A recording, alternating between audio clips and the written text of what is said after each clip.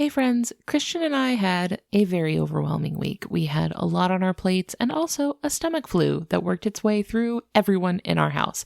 So this week's regular episode has had to be pushed back to next week. So sorry about that. In the meantime, here's an old episode that was originally posted all the way back in May of 2021 on sea otters and the blue-ringed octopus. We'll be back next week with our regular episode. Enjoy.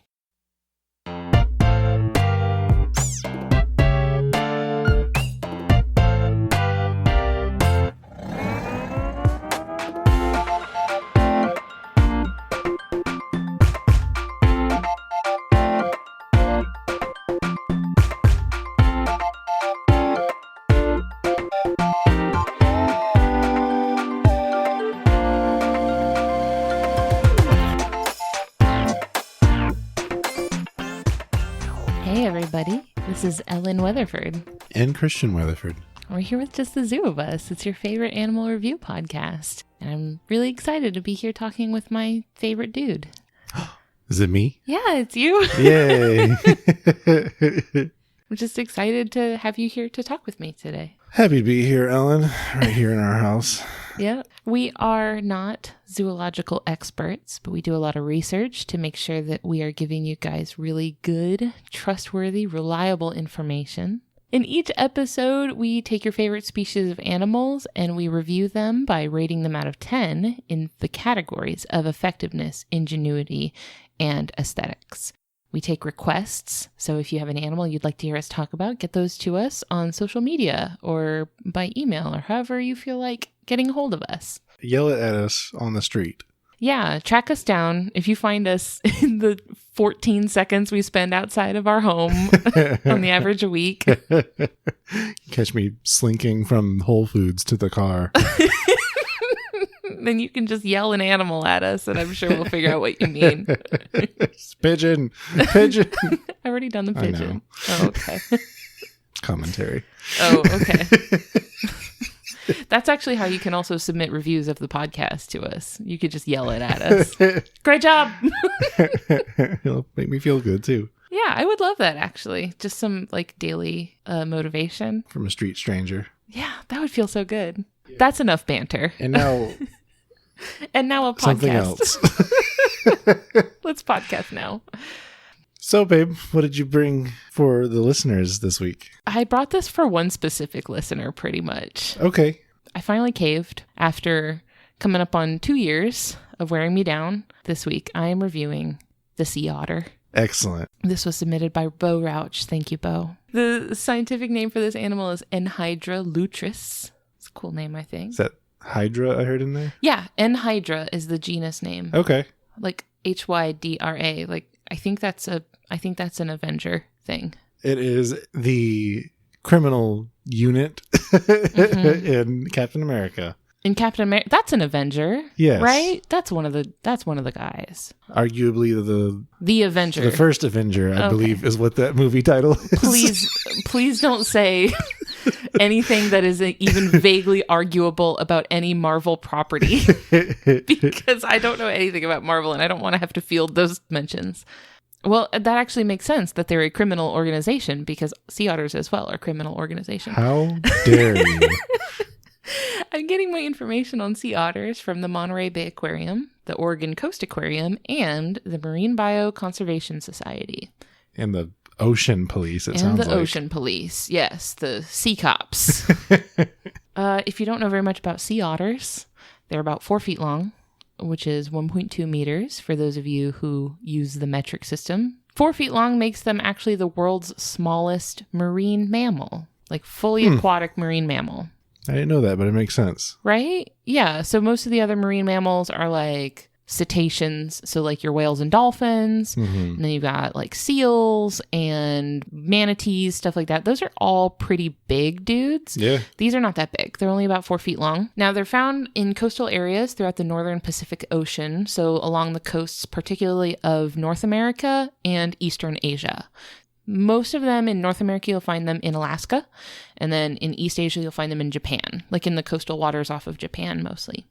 Now, within those areas, there are these 3 different subspecies of sea otters. So you've got northern sea otters that are up in Alaska and like the Washington area.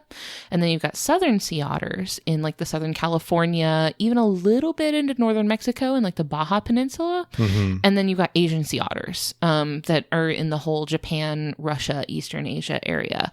And so within those subspecies, there are some slight differences between them. So some facial differences and also size differences. So like the southern sea otters are much smaller than the other ones. Oh.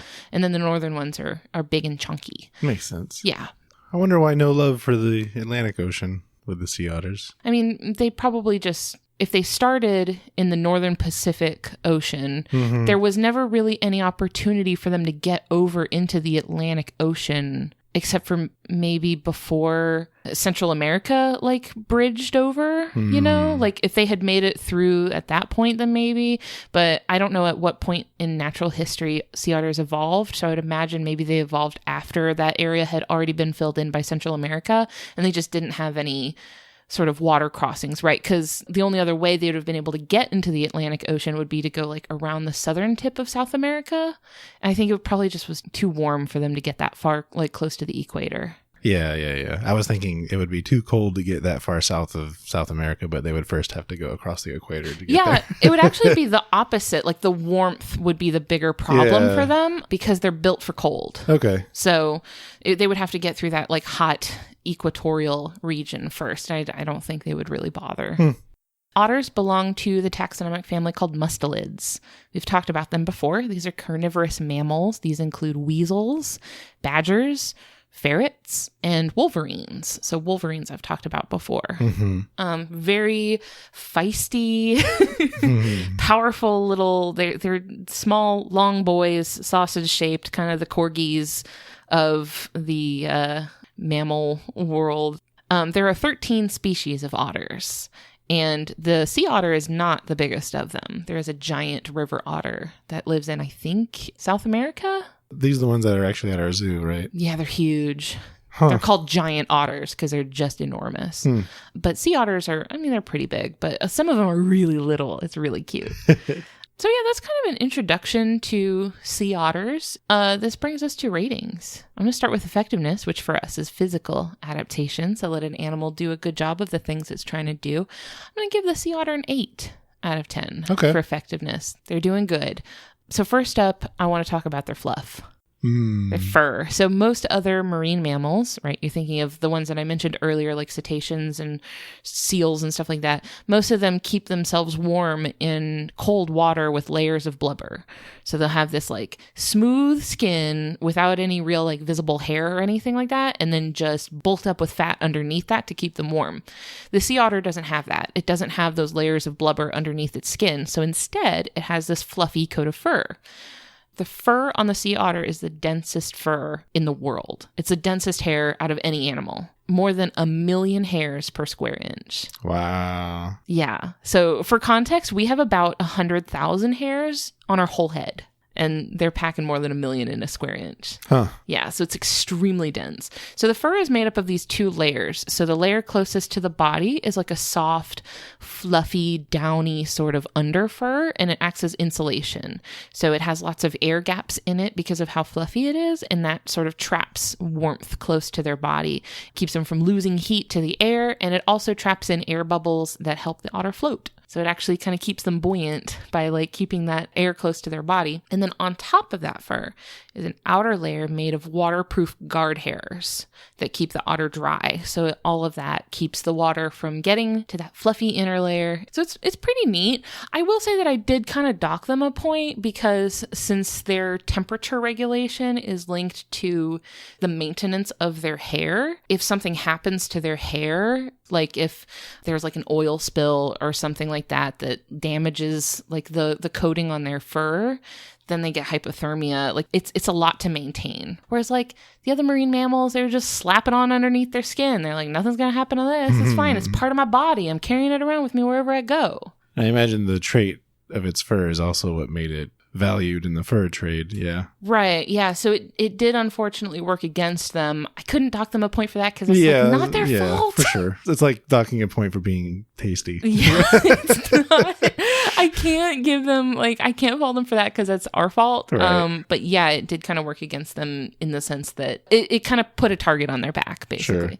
Otters do dive underwater to find their food. This is really cool. They can close up their nostrils and their ears to keep water out of them. Very jealous of that. Do you have this problem a lot? I hate getting water stuck in my ears. It's in there for days afterwards, isn't it? I hate it. It's the worst.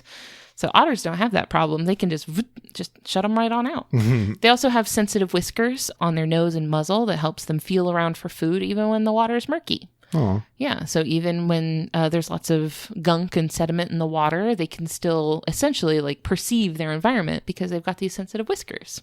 So what are the kind of things that it's trying to perceive? Thanks for asking, Christian. They mostly eat invertebrates, so things like clams, mussels, crabs, stuff like that.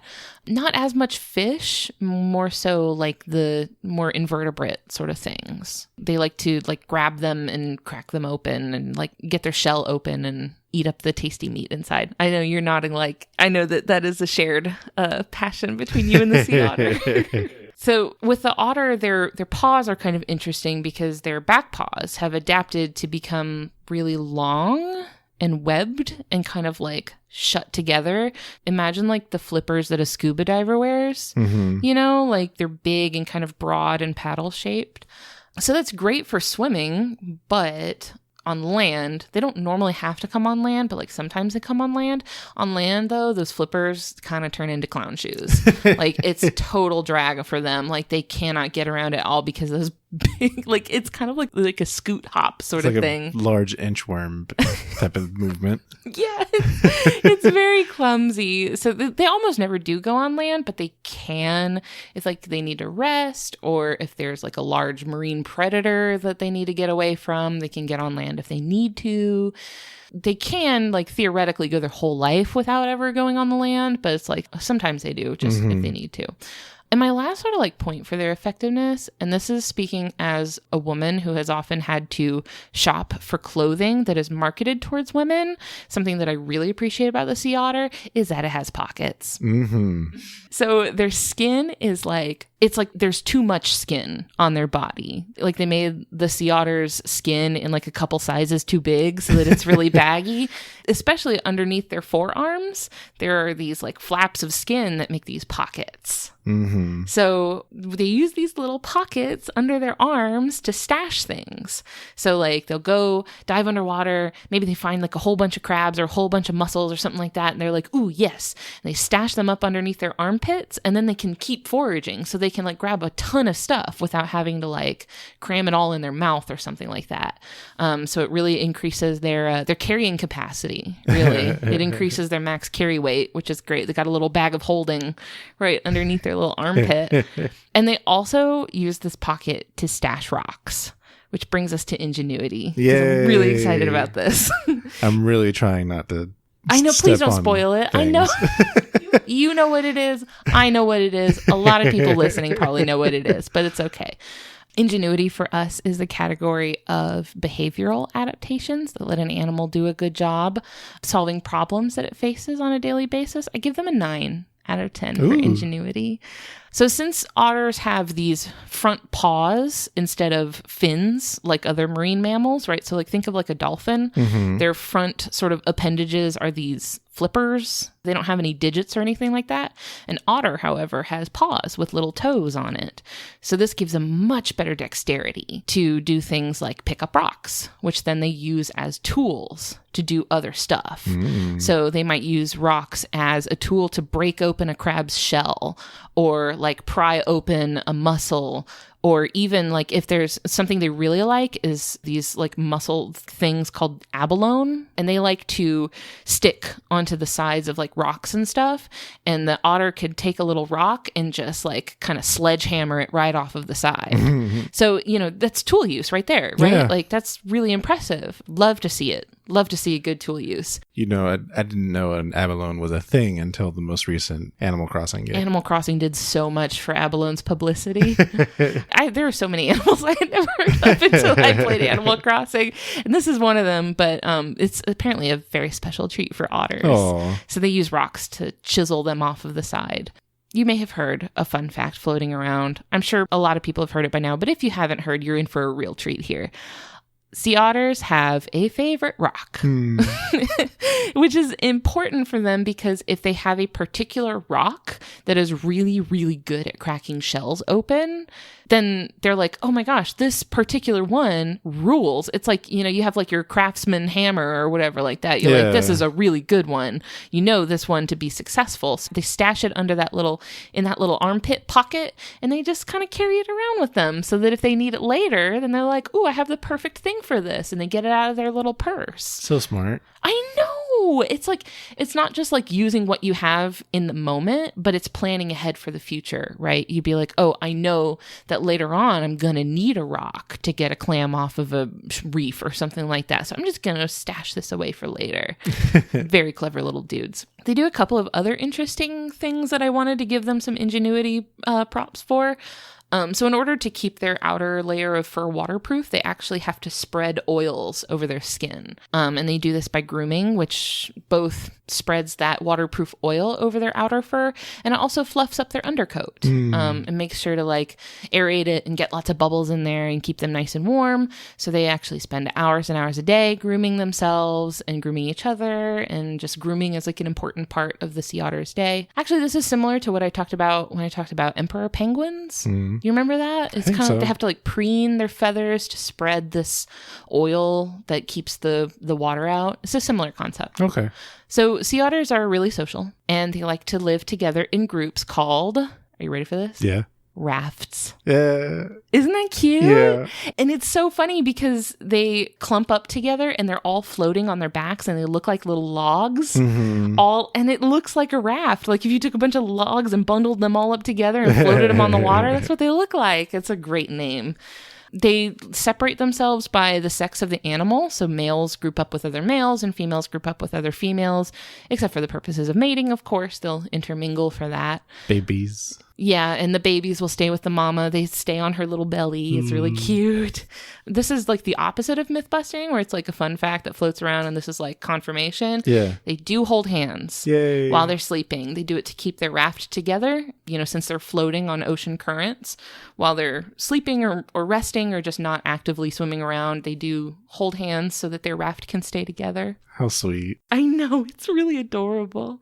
And the last thing I wanted to say for ingenuity is something that I hadn't really thought about, but it makes a lot of sense if you think about it. Sea otters have this type of relationship. It's a type of a symbiotic relationship called mutualistic relationship with kelp. Oh, okay. You don't usually hear this, I think, referred to like an animal-plant sort of friendship, but sea otters and kelp are mutualistic. Sea otters don't eat kelp, right? They're carnivores. They don't eat it at all. Right. But the kelp provides the otter with cover from larger predators. So the sea otters will like hide in the kelp forest. If you've ever seen like a kelp forest, it's really cool. It's very dramatic.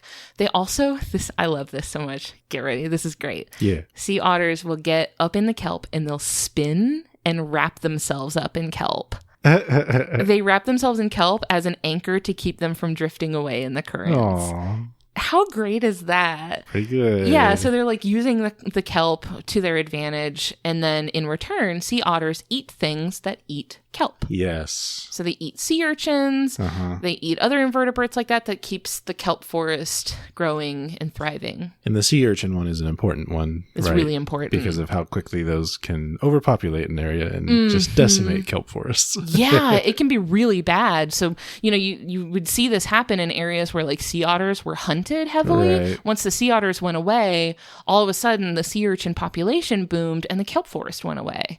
You know, it's an important lesson in why biodiversity matters. Yep. You know, every link in the food web is important. So they're all in a balanced relationship there. The final category for sea otters is aesthetics. Give them like a 4, maybe a 5 out of 10. No. I was kidding. my brain took a second there. It's like, yeah. No. I could see the I could see the gears turning for a second. This was out of 10, right? No. I can see your brain just like blue screen for a second. You just Christian.exe stopped working. No, this is like a 9 out of 10. They're so cute, so soft, so fluffy. The only thing I can really dock them for is their clown shoes, like the big floppy feet. It looks goofy to me. It's silly. He's cute. I mean, the front paws are cute. The back paws are kind of weird. That's all I can dock them for, though. Everything about them is great. Okay. Here is where I would like to acknowledge that they have been documented committing heinous crimes. Yeah. I won't go into detail about that. Oh, okay. Because this is a family-friendly podcast, and the details of those crimes are not family-friendly at all. So you are free to seek those out on your own time if you would so choose. If you feel like you like otters a little bit too much and you want to maybe temper that, like you want to like spice it up with a little bit of disgust, throw some contempt in the mix. If you really want to complicate your feelings towards sea otters, they've done some horrible, horrible things. They're horrible monsters. They really are. They're so cute, though. Is it similar to the crimes committed by dolphins? Yeah. Okay. Yep. Along the same line. Great. Mammals are up to some bad stuff in the ocean. It's all the salt. It's a free-for-all. It really is. It's a disaster out there. Yeah. We have experienced firsthand the cuteness of a sea otter. You and I personally have. Do you want to share that story? Yes. So, gosh, how long ago was this now? This was like 2016, I think. Yeah. Good 5 years ago. Yeah. So I guess something to know about us is... We're together. Yes, we are married. And prior to that, we were dating. Pre the dark times... So before the pandemic, we would usually make a yearly visit to Atlanta, specifically the aquarium. The Georgia Aquarium. Yes, the Georgia Aquarium. Sometimes we would do other things while we're there, but usually the Georgia Aquarium was always the common denominator. So one year, I think, did I surprise you with this? Mm-hmm. Yes, it was a surprise. I surprised Ellen with a special event. So we went to the aquarium. She knew we were doing that. I don't think I can bring Ellen into Atlanta without going to the aquarium. But You've tried. I surprised her with a special behind-the-scenes experience with their sea otters. Mm-hmm. It was a lot of fun.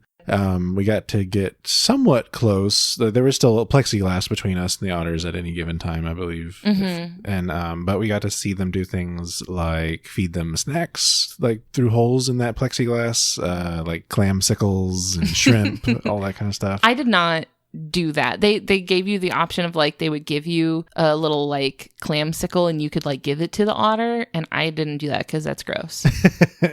But part of the encounter was they had these little circular holes in the plexiglass where, like, for training the sea otter for, you know, the regular zookeeping stuff you have to do with the otter to, like, check on them and see how they're doing. The person would hold their hand up to one of the holes and, like, give a signal, and the sea otter would just press their nose right up against your little hand. You remember this? Yes. And they would let us do it. So they would give the little signal and the little sea otter would stick their nose out and you just boop. You could just touch their little nose. I think we got to touch their paw too. That sounds right. Yeah. I think they would stick their little paw out and you could just touch their little hand. And it was so choice. It was extremely good. That's fun. You boop. It was so sweet. So yeah, that was fun. And then next time we have to go swim with the whale sharks. Definitely. Definitely. Don't make me do this by myself. I will totally attempt to do that without having a panic attack. Oh, and they had like a sample of like sea otter pelt there that they would like let us touch. Do you remember that? Maybe that sounds right. I remember it being like luxuriously soft. Yeah. This is not to glorify like sea otter fur. Don't hunt sea otters for their fur. That's super illegal. You're not allowed to do that. And for good reason. The sea otter's conservation status is endangered. As I mentioned earlier, sea otters were hunted for their fur nearly to extinction. There were some pockets of those like subspecies populations that were thought to have just been completely gone until some folks found like these isolated pockets. Like there was this raft of like 300 otters out in like the middle of the sea that was just out there thriving that people didn't know about. So they were hunted for their fur throughout the kind of the 18th and 19th centuries, and then legal protection allowed their numbers to recover quite a bit. They're still facing a lot of threats, though, even though it's now endangered to hunt them. They're covered by the Endangered Species Act, but there's still a lot of things that can threaten them, as with a lot of animals that live in the ocean. A big concern for them is oil spills.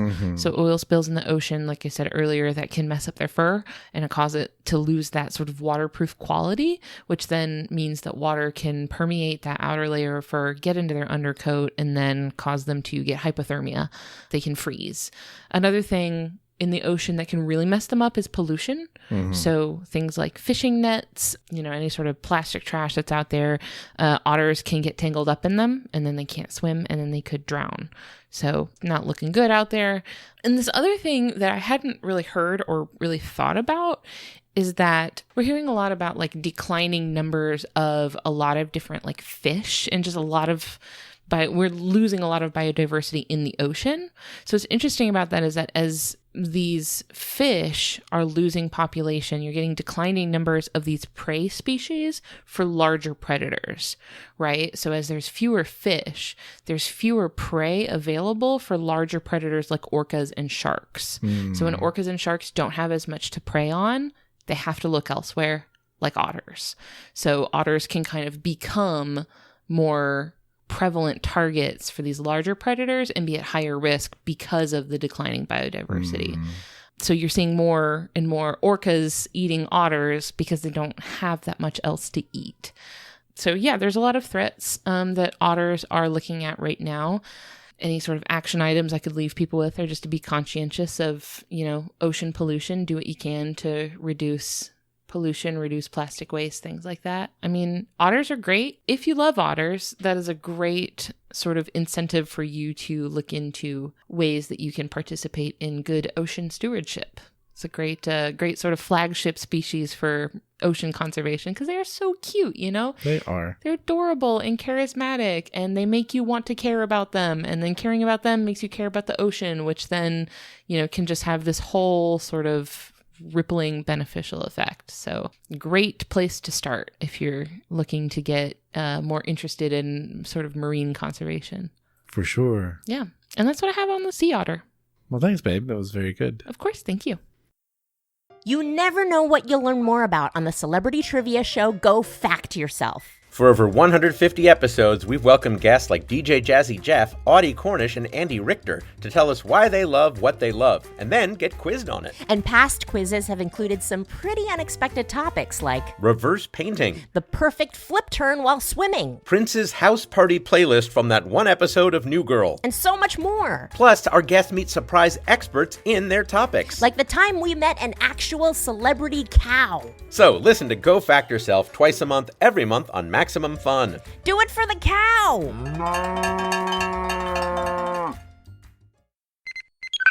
Hey, do you have a favorite episode of Star Trek?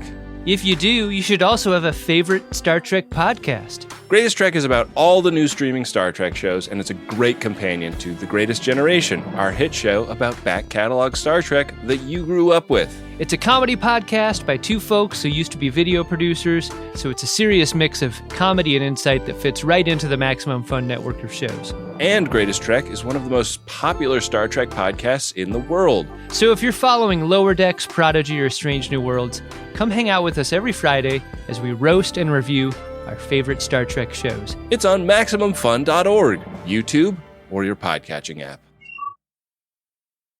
So, Christian, what animal do you have today?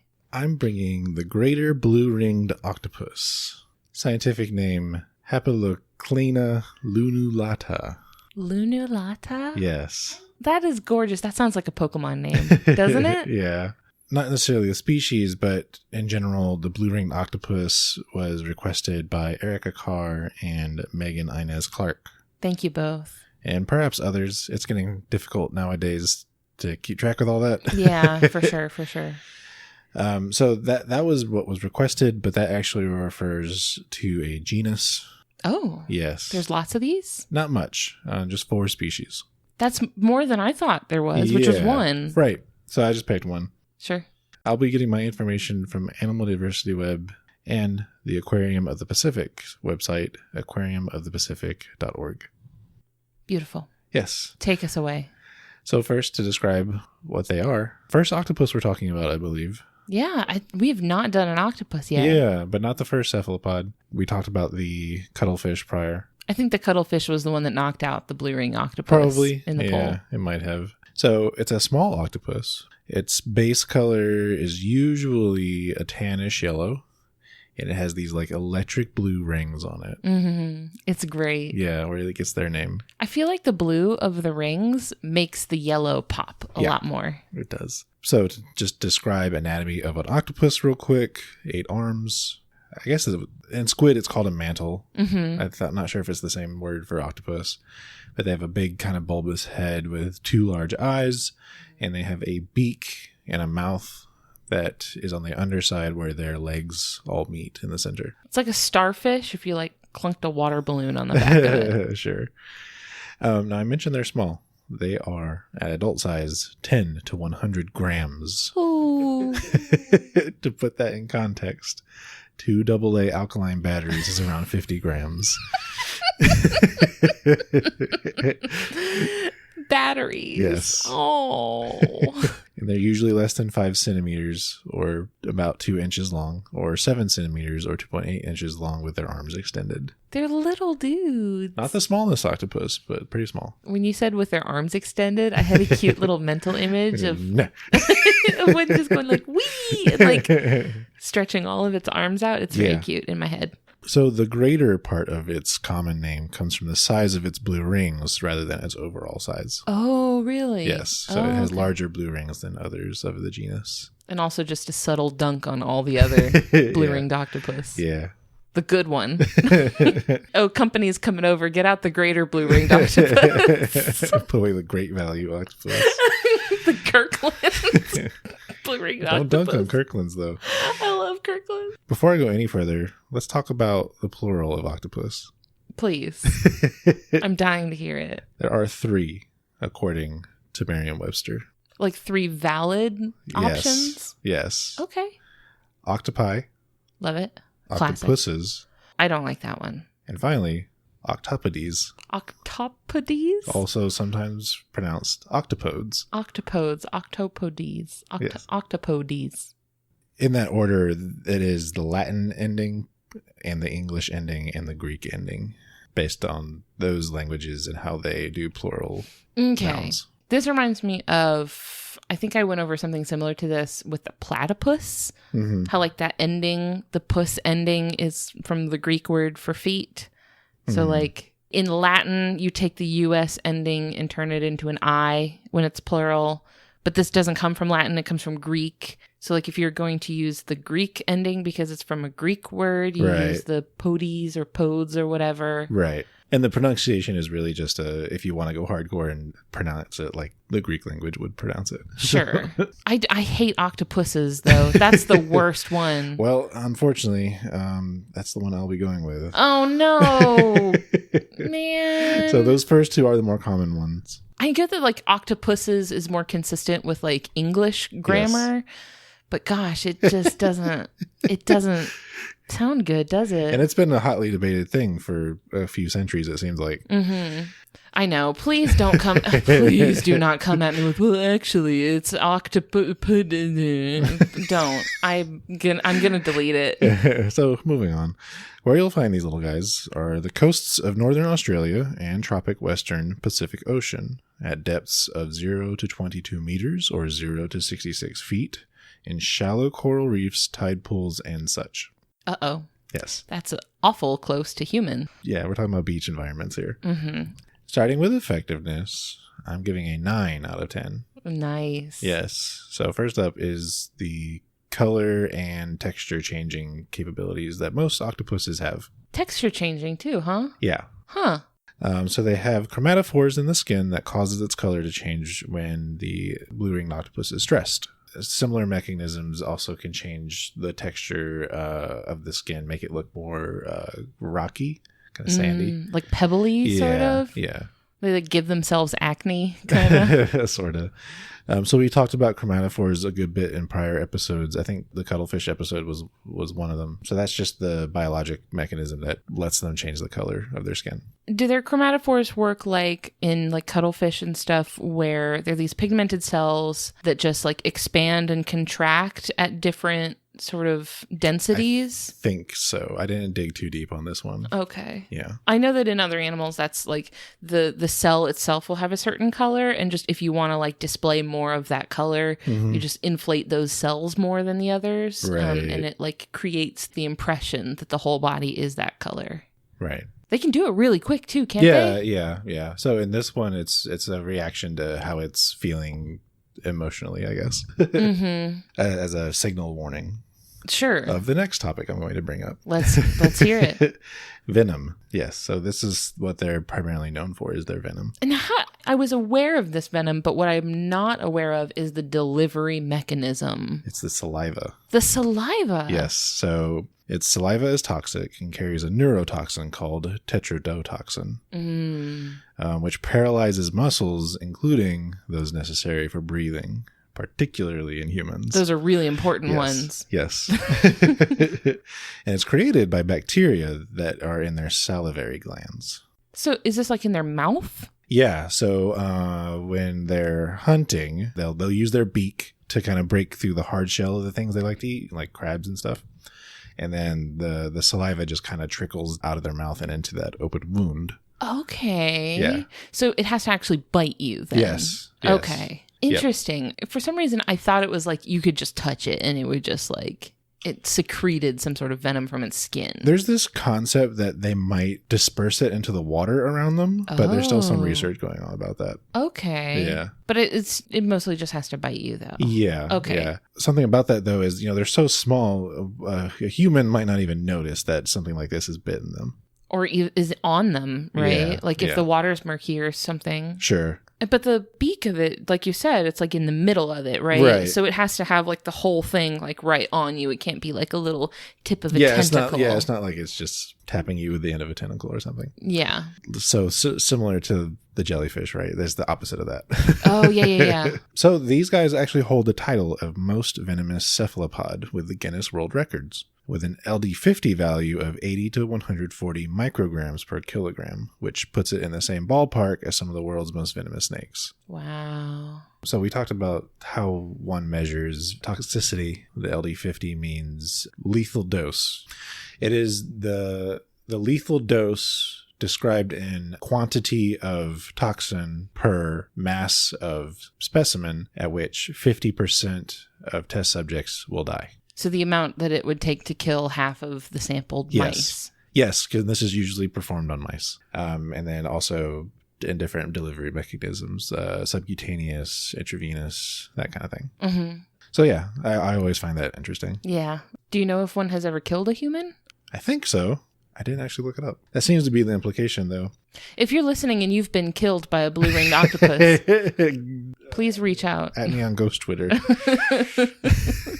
They are immune to their own venom. However, there is no anti-venom. Also, the saliva partially digests their prey when they do bite things that they're trying to eat. That's helpful. Yep. It's multi-purpose. It's functional. Yeah. Moving on to the next kind of points here on effectiveness. So they can squeeze into tight spaces like other octopuses. No bones, baby. None. Basically, they can squeeze through anything that they can fit their eyes and beak through. It's like a cat. Like they say if a cat can fit its head through, sure, and like the rest of it can fit. Yeah. But this leads to some very interesting situations where they'll squeeze through what you would think would be impossibly small things for them to get through. There's a good video out there of a fishing ship and a large, I think, Pacific giant octopus. Is that what they're called? Something like that. Yeah. Where they caught one of those and it's big and it's squeezing through this tiny hole in the ship to get out. It's really interesting. Yeah, I like to watch videos of octopus in aquariums where they'll give them like enrichment. Well, they'll take like a bottle with a really, really tiny opening and put a little treat or something inside of the bottle and see how long it takes the octopus to get inside of it. It's like a non-Newtonian, like the octopus are like their own state of matter. Yeah, it's interesting. Speaking of, their diet is small crabs, shrimp, and sometimes small fish when they have the opportunity. I imagine whatever can fit in their beak, right? Because it's biting pieces off of whatever they're eating, right? Oh, sure. So they have to be able to catch it and envenomate it and bite chunks off of it. I've seen them sometimes like grab stuff with their tentacles and be like pulling stuff towards their mouth. That's another thing I failed to mention. Their tentacles have suckers. So these little suckers that let them grab onto things real good. The thing I'm docking them for, though, is they have a greatly reduced ink sac.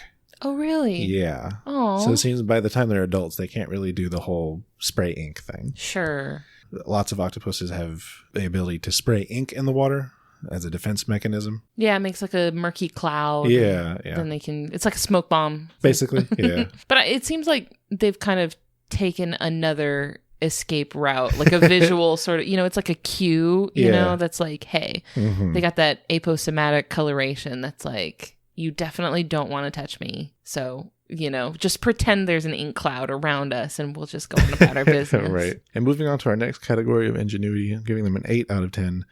So they're very intelligent. This is just something that octopuses are very well known for. It's just their relative intelligence. They're also ambush predators, and they are not aggressive towards humans. The incidents that do happen with humans usually occur when they're stepped on by accident or intentionally handled. Y'all don't do this. Y'all stress me out every day. Every day you people stress me out. I was scrolling through TikTok and I saw a video of somebody with a blue-ringed octopus that they were just like holding it on their hand and like, hey guys, look at this little dude I found on the beach. Yeah, it's not good. Don't do that. Because if it gets you, it won't take long you will no longer be able to breathe on your own. So what I read says, if you are very near medical attention and, they're able to get you on a ventilator fairly quickly, and you survive 24 hours of being on a ventilator, you'll probably be okay. Gosh, just don't do that, y'all. But if you're not next to something that can force you to breathe, you're pretty much out of luck. Done for, yeah. That sucks. Don't pick up octopus. Like, we talk frequently about, like, leave wildlife alone. Like, don't handle wild animals. Really ever. Like, you really don't need to. Especially not this one. Especially not things that are brightly colored. When they're brightly colored, that is like a cheat sheet of, like, just don't. Just go your own way about it. They might be, lying, but that's not something I want to test. No. That is an insight check I don't want to fail. So, yeah. They decorate the outside of their homes. Do they really? In a way. In a way? The empty shells of their prey. Oh my gosh. Yeah. So you'll kind of be able to identify their little hidey holes in these environments because they have a little collection of empty crab shells and stuff around like a hole in the That is incredibly brutal. The skeletons of their defeated enemies strewn about their It's basically the dragon lair of the beach. It is. Or like, you hear stories of like Vikings and stuff that like impaled the like skulls of their defeated enemies and stuff around their like camps and stuff to be like, hey, don't mess with me. There you go, man. Oh, that's so cool. Yeah. But if it's their prey and it's like the skeletons of the animals they've eaten, that would kind of be like if we just like put like a rotisserie chicken. If we just had like a string of chicken bones. Assuming I didn't #eat the bones. You're the only one who still talks about that. You're the one person on this planet left still quoting that commercial from like 10 years ago. I'm going to get a cease and desist from KFC. Listen, we want that in the past. Please stop bringing it up. We've grown. We've moved on. We'd like for you to move on as well. This is no longer our brand. Please play our dating simulator. Please play one of our many dating simulators. Anyway, aesthetics, I'm giving a full 10 out of 10. The electric blue circles, that's about all I have to say. They can be as large as 8 millimeters or 0.3 inches in diameter, and they become iridescent when the octopus is stressed. We love iridescent. Yes. But it's just furthering that idea of, oh, yeah. I'm dangerous, and now I'm mad. That's a bad combination. that when the colors really are like going, they just have such a bright yellow and blue, and it's like the high contrast, and also just the shapes are it's like psychedelic. Yeah, it's good. And plus the octopus is already cute. Like that's already a very nice looking animal. Yeah. And then you just slap on like a really great pattern. Flawless. It's good stuff. Love to see it. Yeah. And octopus in general have interesting reproductive rituals. The female will lay eggs, lots and lots of eggs, and then those eggs will hatch into itty bitty teeny almost larva baby octopuses. And at that stage, they're just free floating in the ocean, and eventually they get big enough to where they'll sink towards the bottom, and then they'll start doing their thing. I've seen photos of like larval stage octopus. Oh my God, they're so cute. It looks like a little ring pop, doesn't it? It's cute. It's got the little head. Oh my gosh, they're so good. And then finally, for conservation information, they are of least concern, actually. We're not worried about them. Yeah. They're doing great. Not for that reason, at least. They're doing their own thing. There's nothing we can do to help them. Danger from TikTok. Yeah, I get it. You want to go out, you want to go like tide pooling and go like see all the cool stuff you can find in the ocean and stuff like that. But like you can do that without picking stuff up or like handling wildlife unnecessarily, you know? Especially if you don't 100% know what it is you're picking up, because I've also seen videos of people picking up the blue glaucus, the nudibranch that has extremely powerful venom. That's like venom stolen from Portuguese man-o-war. Yeah. It could sting you with Portuguese man-o-war venom, and you're just like fiddling with it in your hands. Like just like leave them in the water and you won't have to worry about it. I don't know what else to say. Yeah. Don't handle wildlife. And, you know, not only for your benefit, but for the animal too, right? Like you don't want to stress animals out unnecessarily. Just let them do their thing. Take a nice picture from really far away. If you see an octopus with blue rings on it, maybe don't even bother taking the picture. Maybe just go. Maybe just leave. I mean, I would be comfortable because if we're talking tide pools, you know, stand on a rock, take a picture from outside the water. Yeah. You're within a couple feet, safe. No need to pick it up. Yeah. Don't pick it up. If listening to this podcast has taught you one thing today, if you come away from this with one piece of information, it's just don't pick them up. Yeah. Do you think that the Georgia Aquarium will ever have an encounter for the blue ring octopus where you get to boop their nose and touch their little paw? I don't think they even have anything anatomically, I guess, analogous to a nose. You can't even boop them. What's the opposite of booping? Just don't. Poob. The no-touch pond area. So yeah, that's my 8-legged friend. Thank you. This was great. I'm so glad we finally got around to this one. These have been the 2 most persistently requested animals, particularly in our Facebook group. So yes. Thank you, friends. We decided we're nearing episode 100. We wanted to kind of give back a little bit by caving to your demands. You're welcome. You're all welcome. We do love you, though. You can stop asking about it now. We do love you, though. That is everything that we had for today. So thank you so much, everybody, for listening. Leave us a review if you liked what you heard on whatever platform you're listening on, like iTunes or Podchaser or some of the other ones that have review functions, I'm sure. Come hang out with us on social media. This episode was a love letter to our Facebook group. Thanks, y'all. Our theme music is by Louis Zong. It's a really nice track, and we're thankful every day to Louis Zong who allows us to use it. It's a complete bop. Yes, thank you so much. Absolute straight banger. Hot fire. And that's all. Thanks, y'all. Thank you, Christian. Always great to hear from you in your relaxing, beautiful voice. Oh, thank you, baby. I love you. Bye. Bye, y'all.